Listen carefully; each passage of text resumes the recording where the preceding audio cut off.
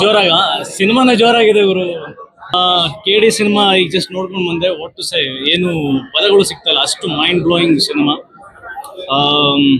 ಮೊದಲನೇದು ಕನ್ನಡ ಚಿತ್ರರಂಗದಲ್ಲಿ ಇಷ್ಟು ಅದ್ಧೂರಿಯಾಗಿರ್ತಕ್ಕಂಥ ಇಷ್ಟು ದೊಡ್ಡ ಸಿನಿಮಾ.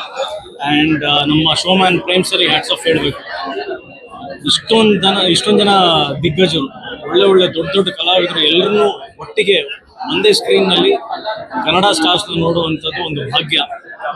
ನಿಜವಾಗ್ಲೂ ಅದು ಮೈ ಜುಮ್ ಅನ್ಸುತ್ತೆ. ಅಂದ್ರೆ ರಮೇಶ್ ಸರ್, ರವಿ ಸರ್, ಧ್ರುವ ಅವರು, ಸಂಜಯ್ ದತ್ ಅವರು, ಶಿಲ್ಪಾ ಶೆಟ್ಟಿ, ಅಂದರೆ ಒಂದು ದೊಡ್ಡ ತಾರಾಂಗಣ.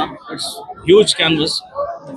And budget wise from the KVN and ಎಲ್ಲ ಆರ್ಟಿಸ್ಟ್ಗಳದ್ದು ಎನರ್ಜಿ, ಪರ್ಫಾರ್ಮೆನ್ಸ್, ಮೇಕಿಂಗ್, ಮ್ಯೂಸಿಕ್, ಏನು ಯಾವುದ್ರ ಬಗ್ಗೆ ಹೇಳಬೇಕು ಗೊತ್ತಾಗ್ತಾ ಇಲ್ಲ, ಅಷ್ಟು ಮೈಂಡ್ ಬ್ಲೋಯಿಂಗ್. ಆ್ಯಂಡ್ ಸಾಕಷ್ಟು ಕಡೆ ಎಮೋಷ್ನಲ್ ಆಗಿ ನನಗೂ ಕಣ್ಣೀರು ಬಂತು. ಆ ಫೀಲ್ ಅನ್ನೋದ್ರಲ್ಲಿ ಪ್ರೇಮ್ ಸರ್ ಎತ್ತಿದ ಕೈ. ಯಾಕಂದರೆ ಅವ್ರ ಗರಡಿಯಿಂದಾನೇ ಬಂದಿರ್ತಕ್ಕಂಥವ್ರು, ಎಕ್ಸ್ಕ್ಯೂಸ್ ಮಿಂದಾನೆ ಅವರೇ ಲಾಂಚ್ ಮಾಡಿರೋದು. ಆ ಒಂದು ವಿಶೇಷ ಅಭಿಮಾನ ಇದೆ. ಅಂದರೆ ನಮ್ಮ ಪ್ರೇಮಣ್ಣ ಡೈರೆಕ್ಟ್ ಮಾಡಿರೋದ ಒಂದು ಅಭಿಮಾನ. ಅದ್ರ ಜೊತೆಗೆ ಕನ್ನಡ ಸಿನಿಮಾ ಇಷ್ಟು ದೊಡ್ಡ ಮಟ್ಟಕ್ಕೆ ಮಾಡಿರ್ತಕ್ಕಂಥದ್ದು really mind blowing. I am very happy, very proud. It's A Kannada film ಅಂತ. ಎಲ್ಲರೂ KD ಸಿನಿಮಾನ ದೊಡ್ಡ ಮಟ್ಟಕ್ಕೆ ಯಶಸ್ಸು ತಂದುಕೊಡಿ ಅಂತ ಕೇಳ್ಕೊಳ್ತೀನಿ. ದೇಶಾದ್ಯಂತ ದೊಡ್ಡ ಹೆಸರು ಮಾಡಲಿ. ಇನ್ನೂ KVN ಸಂಸ್ಥೆಯಿಂದ ಆಗಿರ್ಬೋದು ಅಥವಾ ಡೈರೆಕ್ಟರಿಂದ ಆಗಿರ್ಬೋದು. ಆ್ಯಂಡ್ ಧ್ರುವ ಅವ್ರದ್ದು ಪರ್ಫಾರ್ಮೆನ್ಸ್, ಎನರ್ಜಿ, ಮೈಂಡ್ ಬ್ಲೋಯಿಂಗ್. ಮೊದಲೇ ಅವ್ರ ಫ್ಯಾನು.